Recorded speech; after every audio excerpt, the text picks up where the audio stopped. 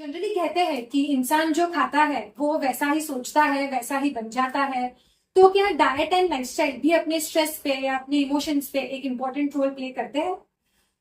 Very much. मुझे ऐसे लगता है कि हम जब सात्विक फूड खाते हैं तो हमारे हम्म। विचार भी वैसे होते हैं। हम्म। अब अगर हम पूछेंगे कि फिर इमोशंस कैसे कंट्रोल हो, हम्म। जब मैं बोलूँ कि जरूरत से ज्यादा एंगर अच्छा नहीं है, हम्म। जरूरत से ज्यादा हेट्रेटिज्म किसी के लिए अच्छी नहीं है, तो फिर वो कंट्रोल कैसे हो? ठीक है ना। तो उसे कंट्रोल करने के लिए हमारे फूड में वेजिटेरियन फूड विच इज जिसे हम सात्विक फूड बोल रहे हैं, तो ताकि हमारे इमोशंस बहुत ज्यादा एग्रेसिव ना हो, तो ऑटोमेटिकली हमारे एग्रेशन को कंट्रोल करता है। सेकेंड इज आप एक्सरसाइज करते हो, तो it's a very good stress releaser. आप वॉक करो, आप एक्सरसाइज करो, आप योगा करो, आप कोई भी चीज करो, किसी भी तरह का, आप एरोबिक्स भी करो, आपको जो पसंद है आप करिए, लेकिन वो भी आपको आपके स्ट्रेस से रिलीव करता है। थर्ड इम्पोर्टेंट फैक्टर यहाँ पे मुझे बताना है मेडिटेशन। अभी मैं फिर से अपने क्लासिकल इसमें जाऊंगी कि मेडिटेशन या हम जो कीर्तन करते थे, हम जो भक्ति करते थे, जब हम भक्ति कर रहे तो हम क्या कर रहे हैं, हम एक सरेंडरेंस का भाव ला रहे हैं, कंप्लीटली सरेंडर टू गॉड। अब आप ही के हम हैं, ठीक है ना। तो उसमें भी आपका स्ट्रेस रिलीव हो रहा है। अब रिसर्च ये कहता है कि जो भी वर्ड्स एम और एन से खत्म होते हैं, ओके। वो सबसे ज्यादा स्ट्रेस रिलीवर्स। अब आप देख लो ओम, आप देख लो कृष्ण, आप देख लो Ram.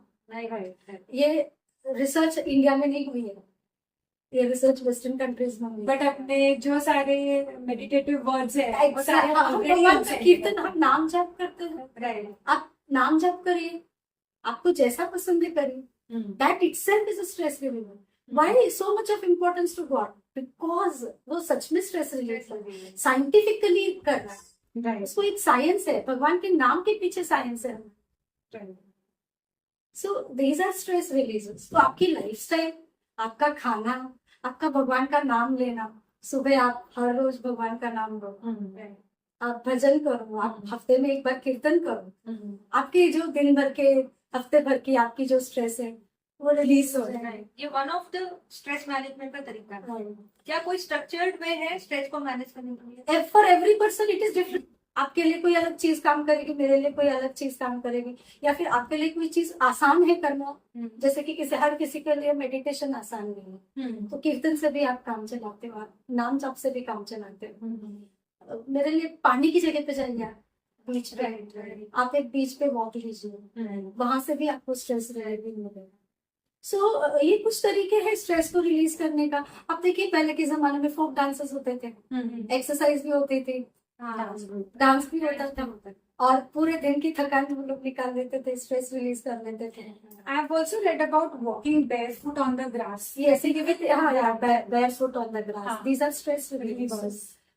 Gossiping, Of course. gossiping, it's a very good stress reliever. देखिए आप किटी पार्टी में जाके आएंगे, आप अपने आप फ्रेश हो आपको फ्रेश लगता ही है, उसको हेल्दी गॉसिपिंग बोलते हैं।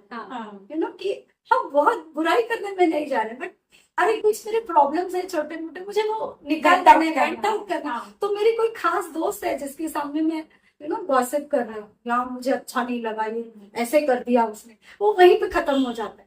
आप उसे लेके नहीं जा रहे हो घर, और उसको याद भी नहीं रखो कि इसने मेरे साथ ऐसे किया। That is not happening, immediate release हो रहा है। तो व्हेन यू गॉसिप, आप अपनी कोई परेशानी बता रहे हो और सामने वाला उससे भी ज्यादा परेशान है, जब आपको ये पता चलता है कि अरे मेरा तो कुछ नहीं हो, वो भी एक स्ट्रेस रिलीजर, तो आपको कंपैरिजन मिल रहा है कि उससे तो मेरा स्ट्रेस कम है, I am in a better position, right. But then you have to be careful sometimes कि आप किसके साथ शेयर कर रहे हैं। ये ना हो कि वो आपके इमोशंस का मजाक उड़ाए या उसको अलग ढंग से यूज करें।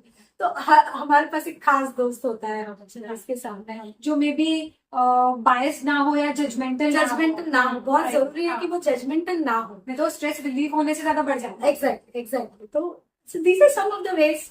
आप ये सारे तरीके इसी के एंगर को भी निकालने का तरीका है। कभी कभी गुस्सा कर लेना चाहिए, नहीं होता है मुझसे, नहीं करूंगी, it's okay, sometimes you show that anger.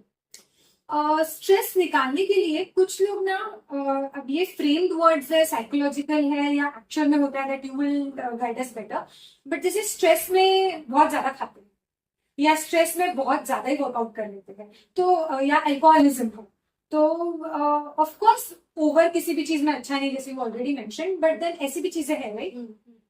तो how do you deal with this? Exactly, sometimes what happen, people are not able to manage their emotions, बहुत एग्रेसिव हो जाते हैं अगर उनकी पुअर लाइफस्टाइल है और वो पुअर कंपनी में है, तो addiction is one of the easiest way for them, right. कि वो एडिक्ट हो जाते हैं और कहीं ना कहीं वो झूठे दिलासे में है कि मैं स्ट्रेस रिलीव करूंगा, in fact they are putting themselves into stress.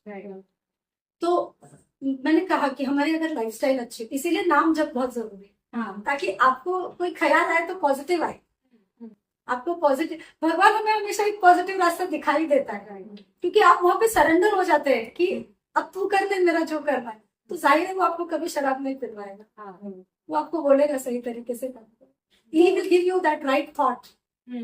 So I think the spiritual angle ऐसा है कि we are expecting validation from God कि तुम तो समझो भाई और कोई ना समझे तो। देखो, अगर दोस्त नहीं है अच्छा तो हम भगवान के पास Exactly. ये मेरी तकलीफ है, प्रॉब्लम तुमने ऐसे कैसे कर दिया मेरे साथ, and you started the word spiritual angle. देखो, इमोशनल इंटेलिजेंस की नेक्स्ट स्टेज स्पिरिचुअल इंटेलिजेंस है, right. You know, once you start becoming emotional intelligence, for example मैं कुछ प्रॉब्लम्स है मेरे लाइफ में और मैं उसे सॉल्व करने की कोशिश कर रही हूँ, सॉल्व नहीं हो रहा, कोशिश कर रही हूँ सॉल्व, मैंने बहुत तरीके अपनाए उसे, उस प्रॉब्लम को सॉल्व करने के लिए, वो सॉल्व नहीं हो रहा है, फिर कहीं ना कहीं आपको एक एंड्योरेंस या एक पेशेंस आता है आपने कि ये मेरे डेस्टिनी में है, ठहराव आता ये, हाँ, ये मेरे डेस्टिनी में है, तो आपका एक्सेप्टेंस आता है। Right right. अब आपने उसे एक्सेप्ट कर लिया, अब आपने भगवान को बोल दिया ठीक है आपने मुझे ये दिया, आई विल, तो you understand the act of God, right. आपने समझा कि ये भगवान से आया है मुझे, और फिर आप स्पिरिचुअल होने लगते हैं, फिर आप फॉरगिव करने लगते हैं लोगों को, तो आपको रियलाइज होता है कि नहीं ये इसकी गलती नहीं है, ये मेरे डेस्टिनी में है। तो फॉरगिवनेस आपको कहाँ से आता है? It's a kind of emotion again, तो ये कहाँ से आ रहा है? ये आपके स्पिरिचुअल इंटेलिजेंस से आ रहा है। मैं स्पिरिचुअल इंटेलिजेंस और स्पिरिचुअल क्वेश्चन को स्पिरिचुअलिटी से अलग रखती हूँ, कि स्पिरिचुअल इंटेलिजेंस में मुझे समझ आ रहा है कि ये भगवान का किया कराया है, लेकिन मैं कर नहीं पा रही, मैं सेंट नहीं हूँ, एग्जैक्टली, मैं कोई बहुत बड़ी ऋषि मुनि नहीं हो गई, लेकिन मुझे समझ आ रहा है कि ये हो रहा है, ये मेरे किसी कर्मों की वजह से या मेरे किसी पिछले एक्ट की वजह से हो रहा है। So that understanding is also enough. I think at least आप अपने आप से कंटेंट हो जाते हो। यस, एक्सेप्टेंस Acceptance बहुत is जरूरी है, right. बहुत जरूरी है।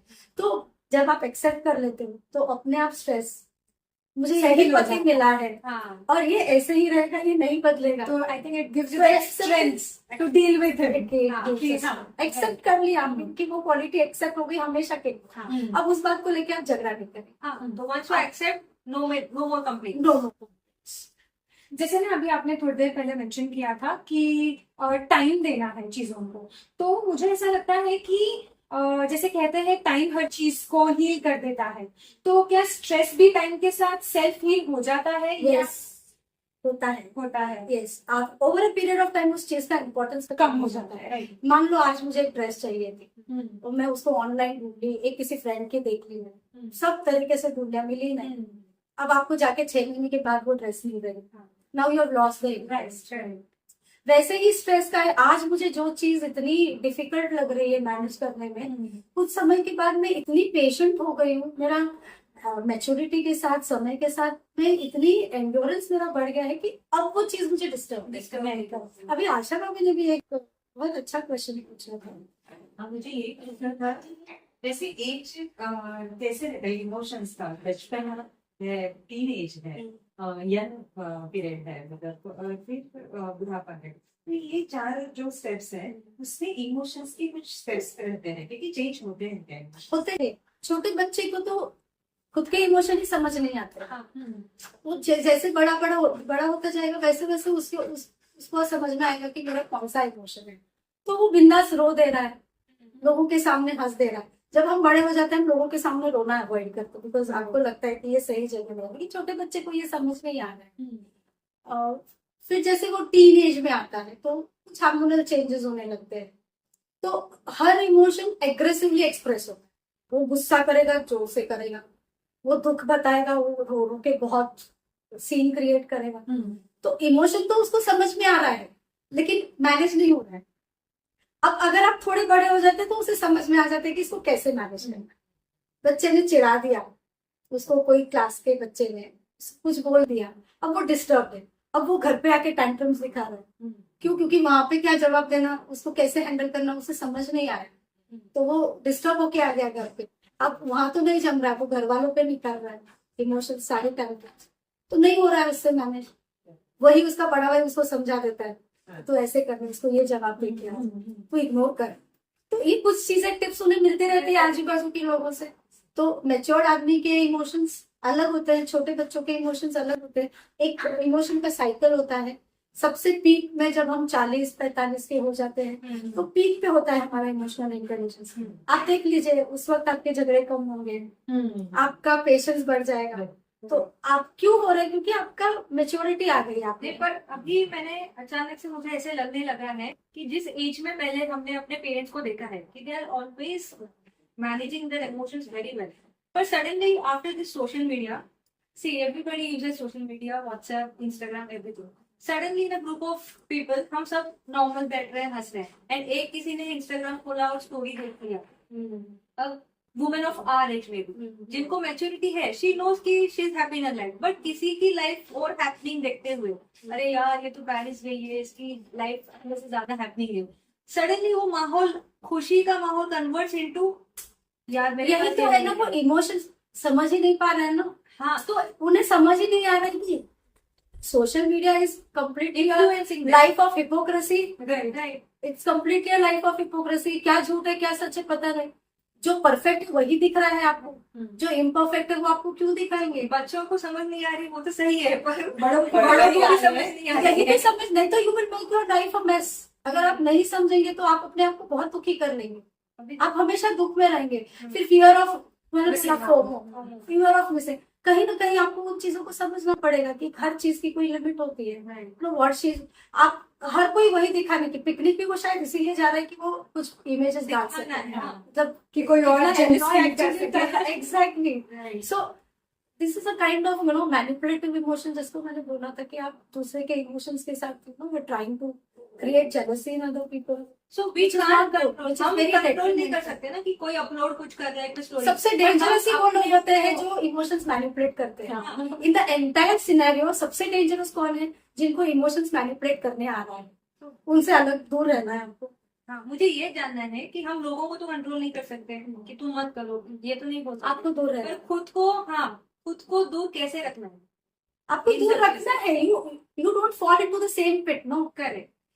जो आपको शेयर करना लगता है पब्लिकली आप शेयर करिए। हाँ। अगर आप इस इंटेंट से शेयर कर रहे हैं कि नहीं ये तो मतलब I want to show the whole world, then this is show The of, same thing, you right. Are in the same pit, you Right. Are in the same pit. Also don't get affected. Don't get affected भी उतना ही important है। you never know what every family is having a problem. Tell me one, Krishna भगवान नहीं छूटे तो अपन क्या है? तो अपन क्या है? राइट। और फिर अपनी दूसरों की खुशी में भी खुशी मनाने के लिए एक अलग आनंद रहता है। Exactly. I think this FOMO is hitting even adults को इतना स्ट्रॉन्ग कि आजकल ना पैदा होने वाला बच्चा भी फोमो के साथ ही पैदा होता है। वो सोशल मीडिया का प्रॉब्लम Right, है right. एक्चुअली। ये जो इतना एक्सपोजर हो गया है, हर कोई किसी को स्टेटस डालना है, हाँ। हर किसी को इंस्टाग्राम पे रील्स डालनी है, हर किसी को बताना है कि मैं क्या कर रहा हूँ मेरे लाइफ में। रीजन इज कि हम बहुत फ्री हो गए। हाँ, पहले के जमाने में लोग फ्री नहीं थे, बहुत काम था। अब मैं इतनी फ्री हो गई हूँ, मैं करूँ क्या? I want all world to look at me, तो अब मैं करूँ क्या? This is one of the way. तो डू यू थिंक इसका भी कहीं जाके सैचुरेशन आएगा कि लोगों का मन भर जाएगा, बस सब कर लिया यार, शायद सभी थोड़े इमोशनली बेटर मैच्योर हो जाए? लोगों का मन तब भरेगा जब वो स्पिरिचुअली ग्रो होंगे। राइट। इन चीजों से दूर रहने के लिए आपकी स्पिरिचुअल ग्रोथ बहुत जरूरी है। जब आप स्पिरिचुअली ग्रो हो जाएंगे तो मुझे मैटर नहीं करता है कि किसकी लाइफ में क्या खुशियां आ रही है, किसकी क्या। तो जब मैं मेरे भगवान से कनेक्ट हो जाऊंगी, तब इट डजंट मैटर कि क्या कौन चल कहाँ जा रहा रहा है, कौन क्या है। जब आप अच्छा। खुद से आई एम संतुष्ट हैप्पी हो, विद Right. यू, तो आई एम वेरी हैप्पी कि तुम अमेरिका जाके आ गए। हाँ, बहुत बढ़िया, good for you. Good for you, good for me also. हाँ, I have not sured any कि आई एम मिसिंग दिस, अरे अच्छा मैं नहीं गई, ये फीलिंग जब आएगी तो आप डिस्टर्ब हो जाए। हाँ, राइट। अगर आपने इग्नोर करना सीख लिया, मतलब positively, like not giving attention to such things, you will automatically come to positive. हमें दूसरों की हैप्पीनेस को भी एम्पथाइज करना है, then you will exactly, jealousy भी नेगेटिव इमोशन है वैसे तो देखा जाए तो। If it is affecting other people negatively तो उसका आना खराब है, लेकिन जेलसी अगर किसी को पॉजिटिवली अफेक्ट कर रहा है, जैसे हेल्दी कॉम्पिटिशन, आप बच्चे बच्चों में कभी कभी हेल्दी कॉम्पिटिशन्स लगाते हैं, healthy competitions give you good result. अगर रिजल्ट निगेटिव आ रहा है तो वो हेल्दी। अभी भी अपन ने जिसकी बात की कि स्ट्रेस अगर मोटिवेट कर रहा है आपको, ये वाला स्ट्रेस, तो इट इज गुड। अगर रिजल्ट अच्छा आ रहा है तो अच्छी बात है। एक स्टोरी मुझे याद आई अभी, आशा भाभी ने जो क्वेश्चन पूछा ना कि एक छोटा बच्चा है और उसे अपना बर्थडे सेलिब्रेट करना है। वो बर्थडे सेलिब्रेट करने के लिए वो केक लाते हैं, बहुत एक्साइटेड है वो अपना बर्थडे सेलिब्रेट करने के लिए, एंड उसको लगता है एंटायर केक का जो पीस है और जो पूरा डेकोरेटिव पार्ट वो मैं खाऊं, और वो इतना छोटा है कि वो समझ नहीं पा रहा है कि मैं ये किसके सामने बोलूं। तो वो क्या करता है, सारे फ्रेंड्स के सामने बोलता है, मम्मा ये वाला मेरे लिए, ठीक है, हैप्पी बर्थडे लिखा हुआ मेरे लिए, या वो रोज मेरे लिए। सो यही बच्चा जब बड़ा हो जाता है तो उसे रियलाइज होने लगता है कि अब लोगों के सामने बोलूंगा तो मैं सेल्फिश साउंड करूंगा। तो वो क्या करता है, वो माँ को कान में धीरे से जाके बोलता है कि मेरे लिए रखना बड़ा वाला पान। यही बच्चा जब बड़ा हो जाता है 16-17 साल का, उसकी तैयारी है वो केक ऑफ पीस किसी के साथ शेयर करने की, लाइक गर्लफ्रेंड, चलो तू ले ले। वही बच्चा जब बड़ा हो रहा है, पेरेंट हो गया, आज फादर हो गया है, बर्थडे सेलिब्रेट करना इतना इम्पोर्टेंट नहीं लग रहा है। अब बच्चे केक ला रहे हैं, बच्चे के केक में से एक छोटा सा पीस उठा के खा लिया, अब वो इमोशंस उतने स्ट्रॉन्ग नहीं है। वही जब ग्रैंडफादर बन रहा है, वही पीस ऑफ केक आया है सामने, अब वो केक लेके खड़े कि मैं ये किसे दे दूं, अब मैं ये किसे दे दूं। तो emotions is like that, grows with time, it grows with time, it matures with time, it makes you spiritual, कि आप उस लेवल तक चले जाए कि गिविंग में मुझे मजा आने लगा है। Even giving is one of the way of stress relieve, कि मुझे देने में मजा आ रहा है। आई थिंक ये चीज हर कोई रिलेट कर पाएगा, वेरी वेल एक्सप्लेन। बहुत अच्छा। तो मतलब हम जब देने लगते हैं, it is one of the stress relieve. Give it, sign of maturity, sign of maturity, the joy of giving, हम जैसे बोलते हैं द जॉय ऑफ गिफ्टिंग। तो ये जो सोशल वर्क करने वाले लोग हैं, उन्हें क्या मजा आ रहा है, देने में उन्हें देने में मजा आ रहा है, इसलिए हर कोई नहीं कर पाता। हो गए हैं, हाँ, गिविंग देने मोड में है, right. Over a period of time. आज आप जिस चीज को लेके पॉजिटिव है, कल आप इजीली दे देंगे आपकी बहू को, दे लो ये तुम्हारे लिए है। और एक इसी तरह का एग्जाम्पल था, जैसे मिड लाइफ में पहुंचते हैं, मे बी 30s 40s, जहाँ पे you have too many things on your plate. So you are working, आपकी प्रोफेशनल लाइफ है, आपकी सोशल लाइफ है, आपकी फैमिली लाइफ है, आपकी अपनी खुद की लाइफ है, and then you start juggling. And इस जगल के बीच में आपको स्ट्रेस आ जाता है कि क्या मैं इनफ टाइम हर एक पोर्शन के लिए दे रही हूँ, मैं सेल्फिश नहीं बन रही हूँ ना, मैं बहुत सेल्फलेस नहीं बन रही हूँ ना, how to manage this kind of stress. Your emotions will guide you. जो चीज करके आपको गिल्ट आ रहा है वो आपको स्टॉप करना है। ओके, जो चीज आपको करके खुशी मिल रही है वो या सेटिस्फेक्शन मिल रहा है वो आपको करना है। तो जहाँ पे गिल्ट आ रहा है, अब इसमें ना एक अंडरस्टैंडिंग वाली बात भी है, पर्टिकुलरली फॉर वर्किंग वुमेन। तो मुझे याद है मोनिका ने ये क्वेश्चन थोड़ा देर पहले पूछा था कि मैं बच्चे को घर पे छोड़ के काम पे जाती हूँ, अगर तो मुझे गिल्ट आता है, ठीक है ना, तो your child has to understand there is no guilt in that, right. You know, आप अपना काम कर रहे हैं, आप उसे अपना काम सिखा रहे हैं, उसे भी सीखना है कि मुझे मम्मी के बगैर कैसे रहना है। एवरी टाइम आप नहीं रहेंगे उसके साथ, तो वो भी अपने इमोशन को मैनेज कर रहा है, आप भी उसको सिखा रहे हैं कि आपको ये इमोशन मैनेज करना है, ठीक है। दूसरी चीज है कि मैं बच्चों के लिए कुछ ला नहीं रही हूँ, जैसे उसने मुझे कोई एक्सपेंसिव चीज मांगी है, वेदर टू गिव और not to give, that is another question which most of the parents, काफी सारे पेरेंट्स को ये। तो एक सिंपल वैल्यू सिस्टम है आपका कि लग्जरी प्रोवाइड करना मेरी जिम्मेदारी है, आपको अच्छी लाइफ, आपको अच्छा एजुकेशन, आपको अच्छा फूड देना मेरी जिम्मेदारी, लेकिन आपको लग्जरी प्रोवाइड करना है मेरी जिम्मेदारी नहीं। आपको लग्जरी चाहिए तो आपको खुद को उसके लिए मेहनत करनी आपको खुद को earn you have to earn the own luxury. अच्छा एजुकेशन देना एक पेरेंट की जिम्मेदारी है, उसे अच्छा फूड देना उसकी जिम्मेदारी है, but luxury is not mind. आप देखो कुछ कम्युनिटीज में भी बच्चों को बहुत सिंपल लाइफ देते हैं, बहुत ही simple.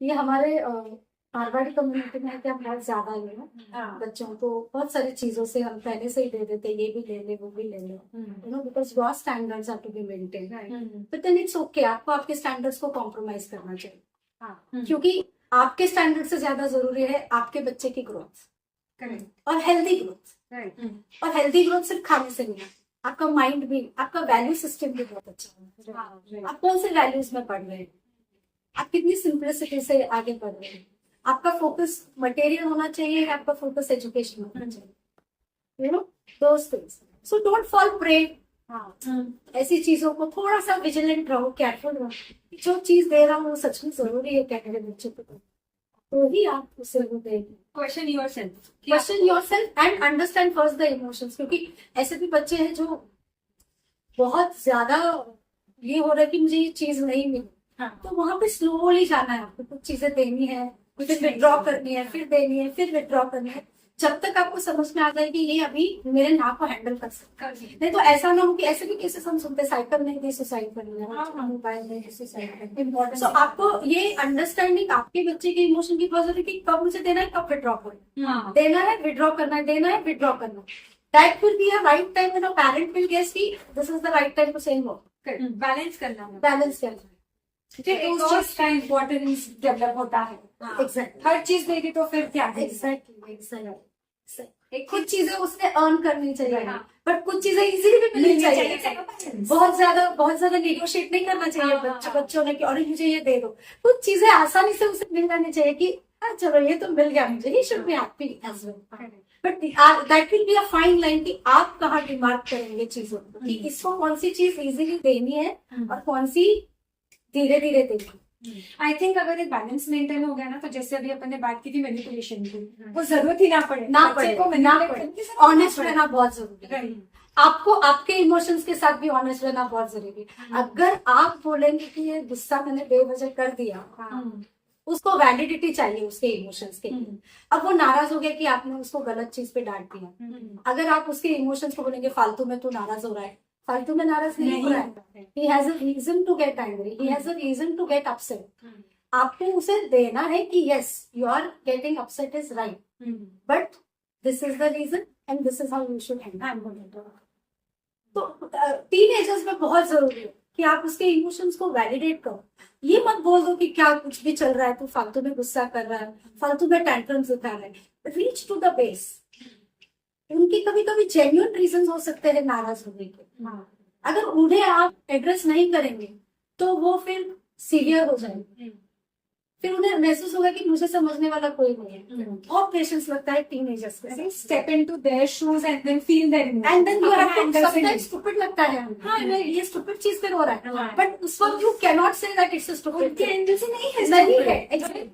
That time you have to validate his emotions. ये चीज काफी बार रिलेशनशिप में भी होती है। जैसे गर्ल्स की प्रॉब्लम को समझती होती है, and same problem when address to boy, he will say इतनी सी बात, वाइस वर्सा इज ट्रू, हाँ वाइस वर्सा इज ट्रू। कोई गर्ल की सिमिलर प्रॉब्लम को इग्नोर कर देगा, ये तो दुखता है, तो जैसे कि मेंसेस में पेट तो दुखता है, बट आपको शायद मेन फैकल्टी से ज्यादा अटेंशन मिलेगा when you are in menstruation pain, क्योंकि वो आपके लिए आसान है। मैं भी चाहती हूँ इस पेन से, you know, a male gynecologist is better than a female gynecologist. You know, because a female gynecologist knows the pain. It comes to me, it comes to vice versa can be true. That's what I want to say. It will depend on person to person. और एक चीज थी, may be late 50s या senior citizen वाली phase में change से एक stress आता है कि टाइम्स आर चेंजिंग, घर का माहौल चेंज हो रहा है, रिलेशनशिप के एंगल्स चेंज हो रहे हैं, एंड मैं इसे कैसे हैंडल करूं। तो वो स्ट्रेस ये इस एज में आप कैसे मैनेज कर सकते हैं? देखो ओल्ड एज में ज्यादातर मुझे लगता है कि आपको हैंडल करना पड़ेगा, बिकॉज दे अगर हम इमोशनल इंटेलिजेंस का ग्राफ देखेंगे तो वो आपका एक पीक पे जाता है, फिर डिक्लाइनिंग स्टेज में आ जाता है। मतलब जैसे जैसे वो ओल्ड होते हैं वैसे वैसे उनके इमोशंस डिक्लाइन, मैनेज करने की एबिलिटी डिक्लाइन कम जाती है। आप देखेंगे कि बूढ़े लोग बच्चों जैसे बिहेव करते हैं। हाँ। तो जैसे आप बच्चे को हैंडल कर रहे हैं वैसे ही आपको बूढ़ों को हैंडल बट अगेन इसमें मैनिपुलेशन वाला एंगल हो सकता है, होता है, हो सकता है, but you can't help. That is how, because वो नहीं समझ पाएंगे कुछ चीजों को। Sometimes they have lost the memory power, they have lost past memories, भूल चुके हैं, बहुत सारी चीजें वो भूल चुके हैं। Entirely depends on what age exactly the man is और the female is going through. तो उनकी एज एग्जैक्टली क्या है और उनके सिकनेसेस वगैरह क्या है उन्हें भी हमें कंसिडर करना पड़ता है। बट डिक्लाइन होता है, उनकी एबिलिटी डिक्लाइन होती है। जैसे वो पहले कर पाते थे वैसे, जैसे हम जब 50s में होते तो हम आवाज टॉलरेंस हमें कम हो जाए, वही हम लाउड स्पीकर में बहुत डांस कर लेते हैं। As soon as you come to 50s your tolerance decreases. Same होता है ओल्ड एज के साथ। जैसे जैसे वो डिक्लाइनिंग स्टेज में आता है उनका पेशेंस और एंड्योरेंस कम हो जाता है। तो जैसे आप बच्चों को हैंडल करते हैं वैसे आपके बूढ़ों को हैंडल करना। कभी कभी मुझे ऐसा लगता है कि एक मेच्योर पर्सन को भी इरिटेशन हो सकता है, स्ट्रेस हो सकता है जब उनको कोई बीमारी लग जाती है। Why not? It is stress, arisal of stress because of तो sickness. उस वजह से वो अपने गोल्स अचीव नहीं कर पाते, डिले हो जाता है, एंड ये सब कुछ एक अनसर्टेनिटी है। तो they were not prepared for it कि मुझे ऐसा कुछ बीमारी आ जाएगा, and then how to handle this stress, क्योंकि इस वजह से उनका फ्यूचर भी थोड़ा सा स्लो हो रहा है। आपको प्रायोरिटाइज करना चाहिए ओके, क्या इम्पोर्टेंट है मेरे लिए। हाँ, When it comes to two emotions at the same time. अगर ये पढ़ाई को लेके होता है तो बच्चे क्या करते हैं, मेरी फ्रेंड भी बुला रही है और मुझे पढ़ाई भी करना है, बराबर मैं पढ़ने बैठी हूँ, फ्रेंड ने मुझे टेम्प्ट किया तो I prefer going to with my friend. अच्छा, मैंने पढ़ाई छोड़ी लेकिन मुझे गिल्ट ने पकड़ लिया तो मैं एंजॉय करके भी नहीं करूँ। तो next time her choice will be different. Next time वो क्या चूज करेगी, पढ़ाई करना, क्योंकि वो गिल्ट में नहीं, कोई भी इंसान ज्यादा देर गिल्ट में नहीं रह सकता। नेगेटिव इमोशंस में हम बहुत ज्यादा देर नहीं रह सकते। लेकिन आप जो बोल रहे हैं कि व्हाट यू वांटेड टू से इज कि चेंज हो जाए अगर हमारा हेल्थ के इश्यूज की हेल्थ वजह इशू से की अगर वजह से अपना गोल अचीव करने में नहीं कर पाते हैं तो यू नो कि आपको प्रायोरिटाइज करना है कि आपकी हेल्थ इंपॉर्टेंट है या आपका goal. What is the point in taking a goal when you are not able to enjoy that, you're not able to enjoy that, isn't it? So why to take risk with your health? What is important for your health? So prioritize things, right? That is the easy way कि क्या important है। And then फिर दूसरी चीज छूट गई तो उसे परेशान नहीं होना, छूट गई तो वो छूट गई। If by grace of God आपको हेल्थ भी मिल जाए और गोल्स भी मिल जाए। काफी अच्छा डिस्कशन हुआ है। बचपन से लेके बुढ़ापे तक के सारे इमोशंस क्लियर कर दिए हमने, और स्ट्रेस को कैसे मैनेज करें, कैसी सिचुएशन में, ये सब भी हमें अच्छे से समझ आ गया है। बस हम अपने आप को प्रायोरिटाइज करेंगे, अपना माइंडसेट बनाएंगे कि कोई भी सिचुएशन में हम उसको पॉजिटिव वे में दें और इसको अच्छे से मैनेज करें। सो आई थिंक हम सब अभी कंप्लेन मोड से गिविंग मोड में आ जाए। राइट, एक्चुअली बहुत ही अच्छा डिस्कशन था। बहुत सारे कॉम्प्लेक्स कॉन्सेप्ट्स आपने बहुत ही इजी फ्लो एंड सरल तरीके से समझाए। हमें भी यहाँ पे काफी सारे इंसाइट्स मिले, तो thank you so much for it. Thank you. मैं अपने सांगली जिला महेश्वरी महिला संगठन की ओर से आशा जी झंवर प्रेसिडेंट, राखी जी मर्दा सेक्रेटरी, माधुरी जी बजाज ट्रेजरर और बीना जी बगाड़िया संगठन मंत्री और पूरे संगठन की ओर से अंजलि मैम आपका थैंक यू करती हूँ। Thank you so much. Thank you so much.